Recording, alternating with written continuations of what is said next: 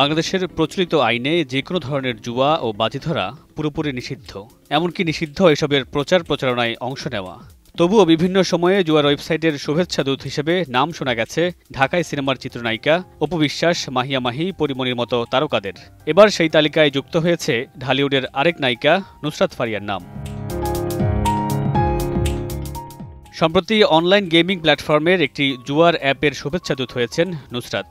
নাচ গানে এই অভিনেত্রীকে জুয়ার প্রচারণা করতে দেখা গেছে। সবাই মিলে খেলবো, আনন্দ করে ফিরবো, সাবধানে খেলে যাব, এমন কথার একটি গানের জমকালো পরিবেশনায় অংশ নিয়েছেন নুসরাত ফারিয়া।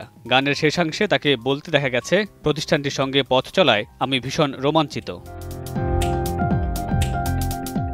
সাধারণ মানুষের মাঝে বিশ্বাসযোগ্যতা অর্জন করতে বিভিন্ন পণ্যের প্রচারণায় কোম্পানিগুলো তারকাদের ব্যবহার করে থাকে। বিভিন্ন অঙ্গনের তারকাদের কথায় প্রলুব্ধ হয়ে জুয়ার ফাঁদে পা দেন সাধারণ মানুষ। আর এই সুযোগ নিয়ে জুয়ার প্রতিষ্ঠানগুলো হাতিয়ে নেয় কোটি কোটি টাকা। তথ্য যাচাইয়ের উদ্যোগ ডিসমিস ল্যাবের এক প্রতিবেদনে দেখা গেছে, ফেসবুক সহ মেটার প্ল্যাটফর্মগুলোয় বাংলাদেশিদের লক্ষ্য করে জুয়ার বিজ্ঞাপনে বছরে আনুমানিক 15 কোটি টাকার বেশি ব্যয় করা হয়। তবে প্রকৃত ব্যয় আরও বেশি। প্রায় 1 বছর ধরে কোনো নতুন সিনেমা মুক্তি না পেলেও সাম্প্রতিক সময়ে বেশ আলোচিত সমালোচিত নাম নুসরাত ফারিয়া। তবে এবার একটি জুয়ার অ্যাপের শুভেচ্ছা দূত হওয়ার কারণে আবারও সামাজিক মাধ্যমে কটাক্ষের শিকার হচ্ছেন এই অভিনেত্রী। মামুনুর রশীদ পনেল, সময় সংবাদ।